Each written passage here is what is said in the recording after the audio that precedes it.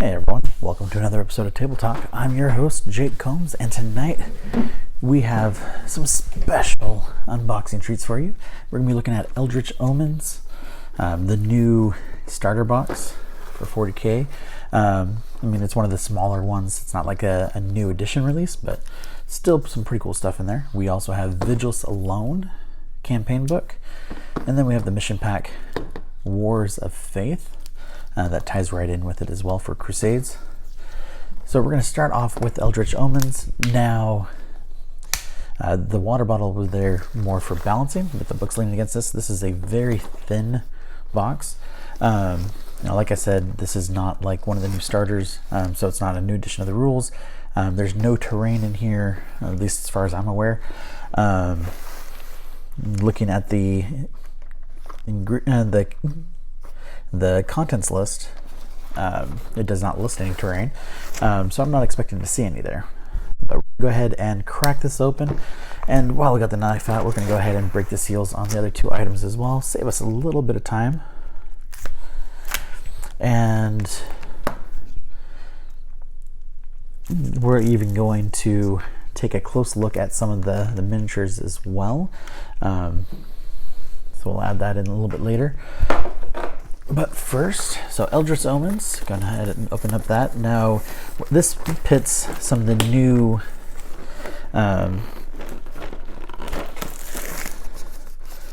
Eldari, however you want to pronounce it, basically the way I've always called them, Eldars, versus Chaos Space Marine. It has been quite a while since we've seen some new Chaos Space Marine releases as well. As far as I'm aware, the only new Chaos Space Marine model in here is the Warpsmith, but most of the Eldar models are new, from what I understand. The Autarch, I believe, my understanding is new. I know the 3 Shroud Runners that comes inside are, and I believe the 5 Rangers are. If I'm mistaken, they definitely don't look like any that I've looked at, but I also have never played Eldar in any edition, so definitely is going to be a new experience for me. Now, Chaos, on the other hand, that has always been my go-to, so any chance to add more to my Chaos forces is always a great thing for me. But I know that, like, with my favorite people to play with, my father-in-law, for example, he's a big fan of elves in general, and the Eldari definitely caught his attention, just because they look very elven. So definitely already know that I have someone I'll be able to play with right away. Now, right off the bat, we have, looks like 4 full sprues. Then we have 1 half sprue, and then 3 of the quarter sprues for the characters. We're going to set those aside for a minute, and we're going to see what else is in here. We have our handy divider, separating the paper content from the miniatures and the bases. And then from there we have our various bases. This is for the, I can never remember what that thing is called, the Forgefiend. We have transfer sheets. Now, this is the first Chaos-based transfer sheets that I've received, so definitely excited about that. Have to look and see exactly which icons go with which faction, but I'm pretty sure the more generic 8-pointed star is going to be where I'm going to go with. And then we have the Eldari transfer sheet as well. And then we have our rule book and assembly guide, so that way you at least get the basic rules in here without having to purchase another box. And then it's got some insight into the Nachmund War, which is what those other 2 books are regarding as well. Now, according to my press release, these items are able to be shared with you as of today. If you do see them get pulled and then posted later, means that we get an update that changes that. But I know the books are available for pre-order as of right now. These are not currently on the pre-order list. I've not gone to the Games Workshop site to see if they're listed there. Because of everything tied together, I'm assuming that they are going to be there. It just wasn't listed in the community article. Now, the first about 15 pages or so are specifically for the lore of the battle for Nockmund.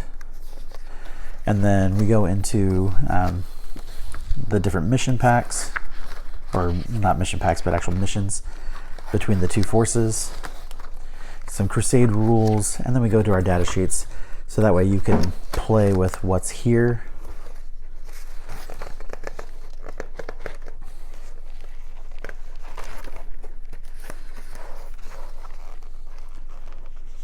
Now for me, the Forgefiend has been one of my favorite looking chaos war machines. And one thing I was actually not aware of is that with a swap of the head, you can actually make it into a Mauler Fiend, because I actually wasn't aware the Mauler Fiend was even a thing, because most of my chaos playing has been just troops only, and that's it. Haven't expanded much until today.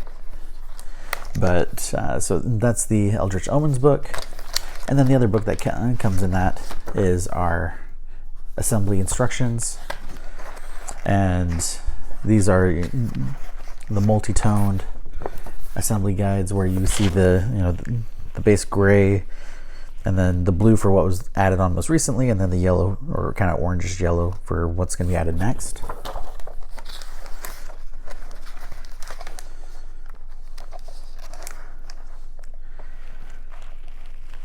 And looking at the sculpts of the two models between the Mauler Fiend and the Forgefiend, it looks like the Forgefiend is more of a ranged war machine, and the Mauler Fiend is a more melee based. Looking at their styles, definitely like the Mauler Fiend better as far as just appearance is concerned. But for the most part, most of the assembly is going to be exactly the same, and then there's going to be some slight differences towards the end. But what I would probably do is make some adjustments to, like, if you're going to be fielding more than one of each of these, then you can change how the model overall looks pretty easily by kind of merging some of the different styles of the build.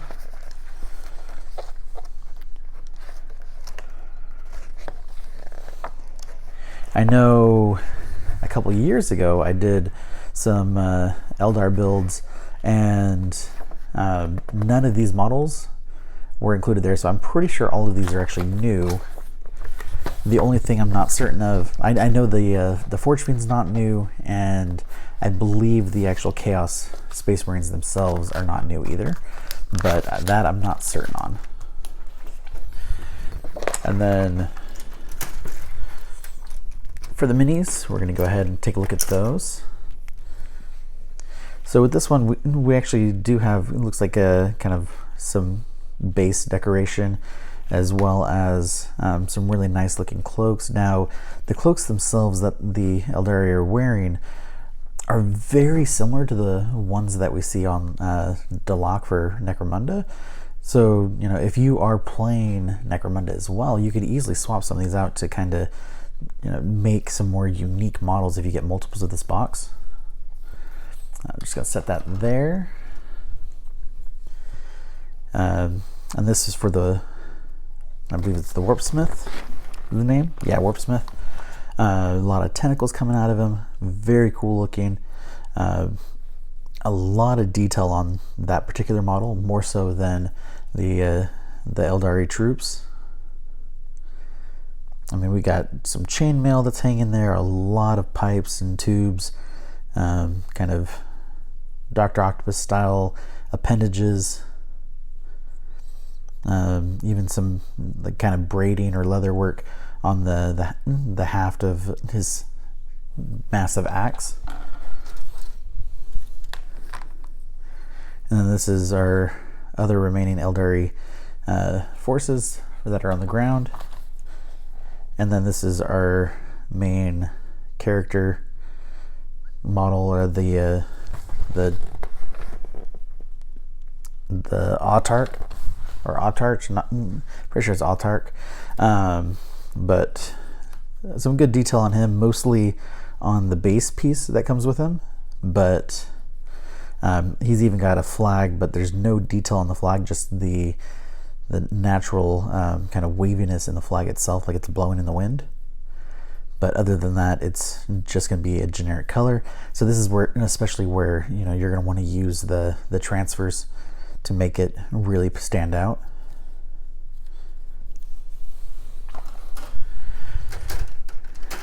And then we have, let's see.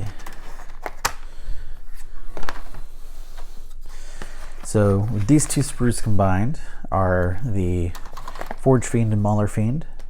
It does come with all the pieces for both, so it's not like so you don't have to do like any sort of upgrade kit.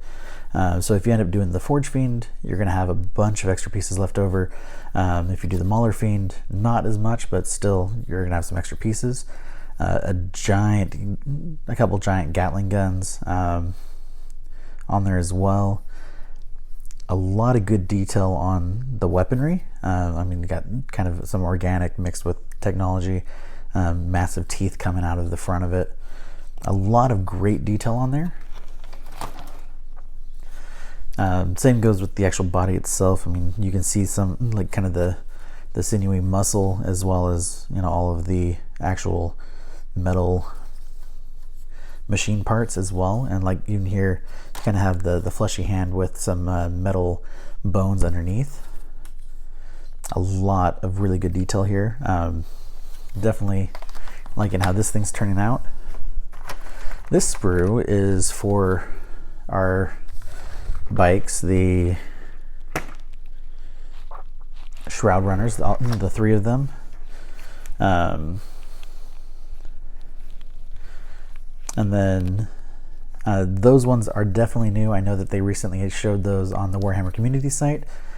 Some good detail, but again, with the Eldari, they're more sleek and less overall ornamentation, but you can definitely add stuff to them. I know with like the bikes, they typically look you know, very sleek, very polished, at least as far as the way most people paint them. And then we have our Chaos Space Marines, which are 5 chosen. But again, there's just so much detail on these guys. I love this kind of ornate backpack that they've got right here. Just so much detail. Kind of got like this demon face and some kind of nervily pustules coming off the sides as well, almost like it's kind of a cross between the two. And then just a ton of detail over just all of the other ornamentation that they have. Some very cool stuff. What I really like here is the broken shoulder plate. Definitely, you know, makes it look like these guys have been around the block a few times. I mean, even the cape for the one that has one is all torn up as well. So definitely some cool stuff there. Just set this out of the way. So here are the sprues for the Eldar bikes. Like I was saying, they're very sleek, not a lot of detail overall on them. And then these are the general troops for the Eldari. And that is our main new Chaos Space Marine. Like I said, look at all that detail on the piping, the mechanical arms, and things like that. And then, as I was saying, on the haft of his axe right there, just a lot of great detail on there. And then this is half of the sprue for the Chaos Space Marines. I mean, look at the battle damage right there. Some of the demon looking changes that have occurred. And this is the other half there. I mean, look at the detail right here with the furs, just their backpacks alone, and the battle damage there as well. And then this is one of or two of our other characters for Eldari, and then this is our main, the autarch, or autarch, however you say that. So definitely some cool models there. And then we're going to go ahead and open up Vigilus Alone, which is the new campaign book. Now, from what I've seen teased on Warhammer Community, it looks like the next version of Kill Team is going to be based on Knockwind as well, to fit alongside these. And I suspect that both the Eldari and the Chaos Space Marines are going to have models in that set. And I just hold on the camera and kind of messed it up. So hopefully things are centered again. Oops. So it looks like, interesting. So there was a insert that matches the back. My guess is that this insert is for people that get the collector's edition, so that way they can see what's contained within, and probably just put that in all of the books, because it looks like the text is the same across both of them. And then opening it up, it looks like we have maybe a map of some sort. So looks like this is the major arenas, and then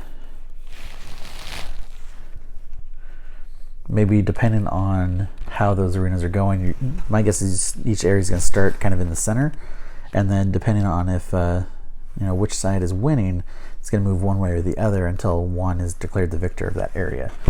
It's definitely very interesting. I'm looking forward to see where this is going. I'm hoping that the next books are going to include stuff like that going forward. And then looking in the book, in the table of contents, it already shows us that page 46 is where the actual rules start. So everything below that is fluff for the actual campaign itself, information about the area, its significance, who are all the parties involved, things like that. Now, from what we've seen announced at the Las Vegas Open, they were saying that with Kill Team for this area that you're going to have some pirate-themed models in there. Look like they were Imperium that are going to be involved as well. So we might see some of those rules in here. I'm not sure. But starting on the campaign rules, I'm looking at the picture right there right away. We do see the Forgefiend, as well as some of our other more known Chaos models that have been around for a while. On the other side, though, we do see them facing the Black Templars, which we've done in several recent videos. So looks like we've probably got an upper hand there. Now, that campaign tracker we were looking at, it shows Chaos versus the Imperium. So my assumption as far as what that is appears to be correct. And then depending on if it's held or if it's ascendant, determines the victory points for that campaign. And then we got some legendary missions, like the crowning of Storval.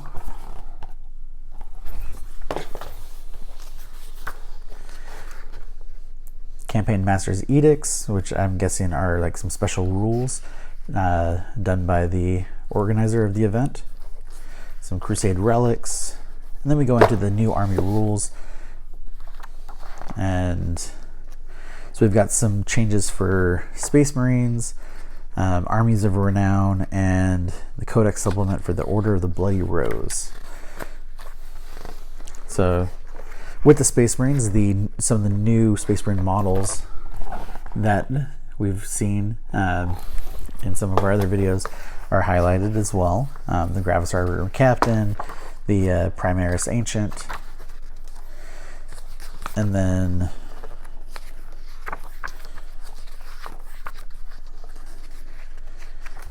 so the the Army of Renown is basically a squad of Space Marines. And then the Order of the Bloody Rose, these are some Sisters of Battle, Adaptus Sororitas, I believe is how you pronounce it. I know a lot of these things are based on Latin and stuff, and some of the pronunciations definitely escape me. And then we go into some of the Crusade rules. There's some Banners of Renown that are added, a lot of different options for them. I mean, look at this page. These are all different banners that you can add. And then your banners themselves can also receive damage. We have Army of Faith Crusade rules. And then Battle Zone Fronteris. In the picture of it does show Genestealer cults versus some Space Marines. So I'm guessing the Genestealer cult may be involved in this battle as well. And then as well as some new terrain that's coming. Definitely some cool stuff there. Probably my favorite is the Auspex Shrine and the Vox Antenna. The landing pad and the Hab Bunker. I mean, the Hab Bunker would be great because that could easily be used as in Necromunda and 40k. But with the landing pad, there's a lot less versatility in that, because like with Necromunda, you don't have a lot of flying stuff that would need a landing pad. I mean, unless you're doing something more custom and putting that there, it's not going to do you much benefit. And then the mission pack, Wars of Faith.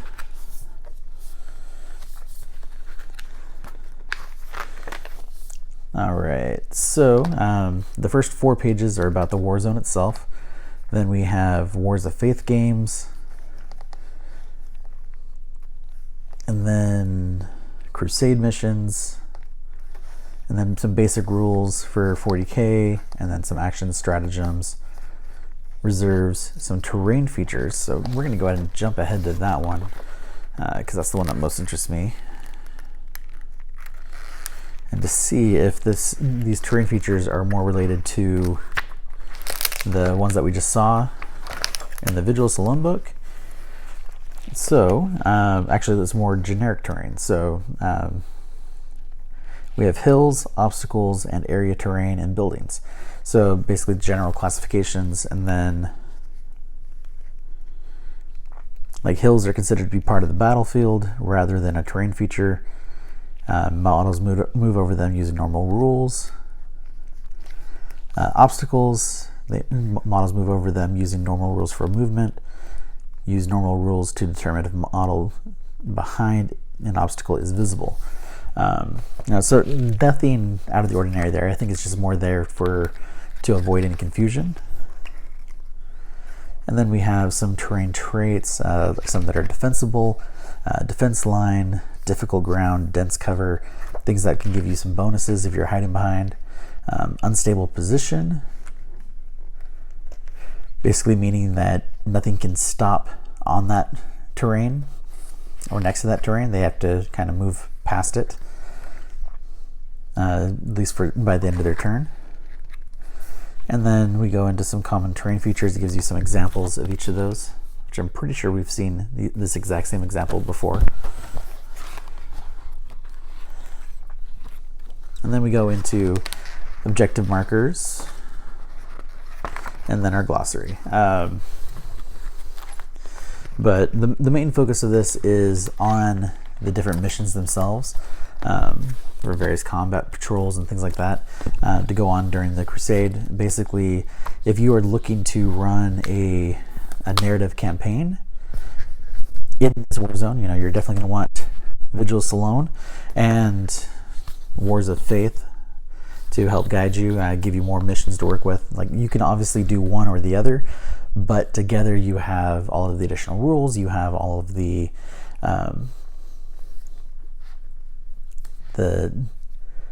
changes to the characters, excuse me. Not characters, but units, I mean. So lots of cool stuff there. Definitely recommend getting these together. And then as they've already announced, we're going to be seeing Kill Team Knockman coming up soon. So definitely some things to look forward to there. But other than that, though, I do hope you guys have a great night, and thank you as always for watching. Good night.